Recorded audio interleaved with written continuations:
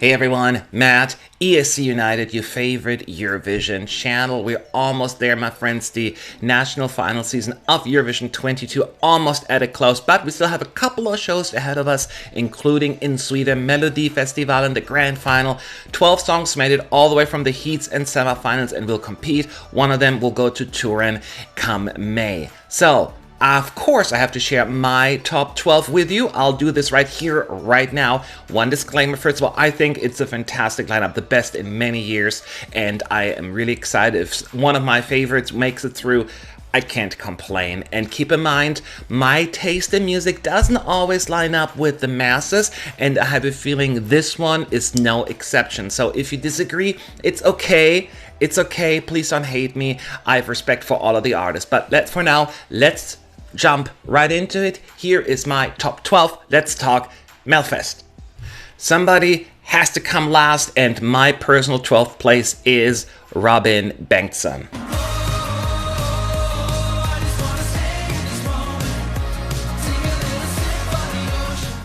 And I'm sorry, Robin, nothing personal. Loved your most recent effort. Take a chance on me, but Innocent Love is kind of that kind of song that goes into one ear and then out of the other. I'm not sure that if this song would have been performed by someone with no big name attached, that it would have made it to the finals, but that is something we obviously will never know. Nevertheless, it's probably the most uninspiring song to me. Again, it's not bad, and if this was in any of the other national finals across the continent, this potentially could have been like somewhere in the middle for me, but with this strong lineup, I have no other choice but to put it in last place. Sorry. Then my 11th place, Theoz, Som du vill. Som du vill, sättet som du för dig, är galen när du rör dig, jag vill ha dig. It's a likable singer, although I will say I didn't expect this one to make it to the finals. Heck, I was initially surprised that it even made Andra chansen. Excuse me, semi-final as of this year. But as you can see, there is clearly an audience for it. I'm a bit on the side here. It's fun and upbeat, but it just really blends in for me. It doesn't stand out enough, and it just sounds so overdone in my view, this song at Melfest. I've heard it so many times, and yes, you can say that a lot about other songs in the lineup as well, and I put them high up in my ranking. But in addition to that, this melodically just doesn't work for me quite as well. But I will say I do find Theo's enthusiasm infectious. In 10th place, Faith Kakembo.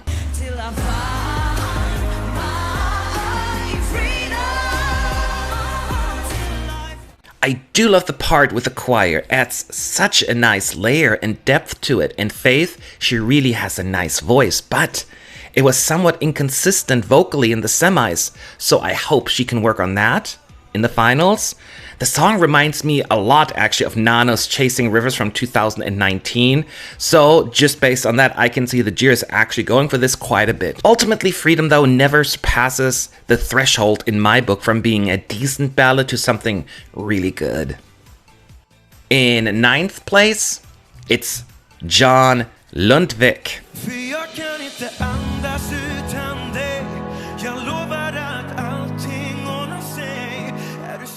And I think it's fair to say that this ballad sits in a comfortable place that doesn't really push boundaries or take any risks, but John Lundvik, in my book, is such an amazing vocalist. His voice is just so good, and he sings with such compassion, and his charisma, the stage presence just makes it so much better, a much better effort. If you have an averagey singer do this would have been lower in my ranking. Plus, he sings in Swedish, and he really just seems happy and relaxed performing this, so he really won me over a little bit. 8th place, I am putting Klara Hammarström, Run to the Hills. And I run to the hills, I'm making it on my own, I'm facing my demons, here I go. And she got the Melfest Pimp slot that was given to Klara this year. In case you're wondering, that's the last song of the last semi. No surprise, she went through right away, direct to finale. This is her 3rd effort in a row at Melfest, and most likely will be her most successful one as well. I will say it's her best staging yet, and it's entertaining, and the dancer that comes out and pushed off the stage fighting the demons is fun. Well, fighting demons isn't fun, but the song itself is upbeat and fun, so come on. I personally just click with other songs more, so that doesn't make it a bad song. I just happen to vibe with other entries better, therefore it's not quite as high as I would like it to be. Number 7, Anna Bergendahl, Higher Power. See a higher power rise, a spirit larger than life. And this is such an Anna Bergendahlish kind of song.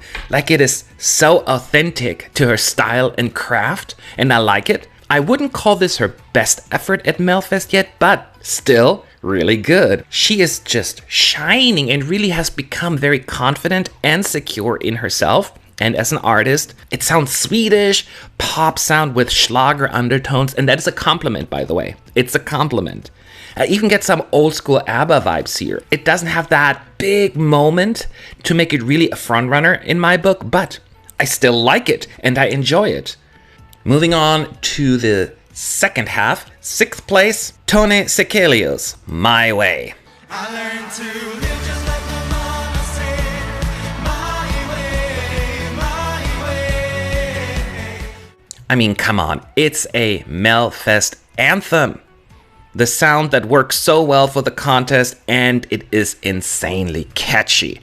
This effort is not the most unique or daring piece in the running, and yet I'm stoked it made it to the finals. And did I mention that the chorus is just super catchy? My way, my way. Is it a 2005 Melfest entry in 2022? Sure, but that is okay in my book. My personal 5th place, Liamoo, Bluffin. I just keep on dancing. I just keep on dancing. And this is the first time I'm actually fond of Liamoo's entry. The first two just didn't quite do it for me. Now, it really screams Melfest winner to me, doesn't it? At least on paper. When you look at what usually does well with the international juries and just would fit right into the mold of what SVT wants to see win at all, that's Bluffin. And while I'm technically rooting for songs that are a little bit more different from the usual Swedish sound at Eurovision, the Eurovision template, I cannot root against this as I do like it. It's quite the banger. Just wish for a little bit more or less of a formula here. I still like it though. Okay. I sound like a broken record, like I'm trying to justify my criticism. It's a good song, for Christ's sake. My 4th place, get ready, Medina, In I dimman.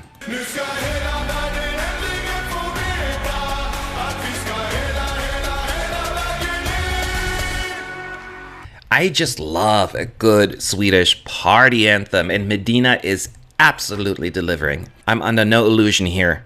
This has no chance of winning Melfest. Not going to happen. The juries will create a barrier the duo won't be able to overcome even with a televote. That won't change the fact that I enjoy the song tremendously. Comes to no surprise to me that this was put last in the running order. You end the evening with a bang. Totally get it. It would be actually refreshing to see Sweden take a risk just once. Could you imagine the crowd in Turin dancing to this? I know that the duo is just glad and thrilled to be in the finals, but I truly hope that they will go far. Here we go, my top 3, and it wasn't easy, they're all fantastic efforts. In 3rd place, I am putting Cornelia Jakobs, Hold Me Closer. Hold me closer, although you leave before the sunrise. I'll be bleeding, but don't. Nobody had Cornelia on the radar until she won over the people's hearts in the first heat. And that voice with that insanely beautiful chorus, absolutely breathtaking. She gives it her all in that performance, and it would be nice to have a female performer for Sweden at Eurovision again. It's been a minute. And there's the reason the song is currently the betting odds favorite. I'm a big fan of this one myself, and the only reason, by the way, and I admit it's an unfair one, the reason it isn't higher in my ranking is that I'm gravitating towards uplifting songs right now, but the quality is here, and I'm just in awe how good it is. My number 2, 2nd place, Cazzi, Opeia. I can't get enough. I can't get enough. I can't get enough. Yes, I agree, and I can't get enough of this song. I like everything about this. First of all, not an easy song to sing vocally, plenty of ups and downs vocally, and Cazzi nails it. This Katy Perry friendly song, it puts me in such a good mood. It's insanely catchy, and there's not a weak moment. The verses, the chorus, the bridge, everything is just melodically so fun. The staging, choreography, outfits, just all comes together oh so well. What's funny to me is Cazzi has the appearance of a hard rock chick with all the tattoos and whatnot, yet sings this catchy pop tune and it works so well for me. The fact that it had to battle its way through the second chance round, that just ain't right. Glad it's here, love it. That means my personal number one gold medal and the song that I would be thrilled to see win Melodifestivalen, Anders Bagge, Bigger Than the Universe. Here my heart is beating like a symphony, and everyone. And sorry, I don't care, Eurovision bubble. I know you don't want to see this win. I seem like I'm in the minority here, but I love this one to bits. And there is the reason it is second in the betting odds. Yes, it's lyrically a bit schmaltzy, but I'm right there with Anders sitting on that apple tree and enjoy this 3-minute journey with the grand, epic, powerful chorus and his voice. Absolutely my thing. He's so likable on top of it. I coined this the Olsen Brothers effect, trademarking this right now. Not every song out there, by the way, has to be measured against like chart friendliness or contemporary music. And it reminds me of a show that I would see at Epcot at Disney World, and I am here for it. Is Sweden Sense This? Oh man, don't get me excited. There you have it, my personal top 12 at Melodifestivalen. I know, it's not in line with a lot of the other videos and opinions out there. I took a peek and I'm like, okay, maybe not, but this is how I feel. And I think I do represent a demographic that is often underrepresented online, I guess, right? Online. But let me know, who are your favorites? Do you see where I'm coming from? Where do you think, okay, nope, I don't get that at all? Whatever it is, leave your thoughts below in the comment section. I'd love to hear it. Thank you for watching, and I'll see you all later.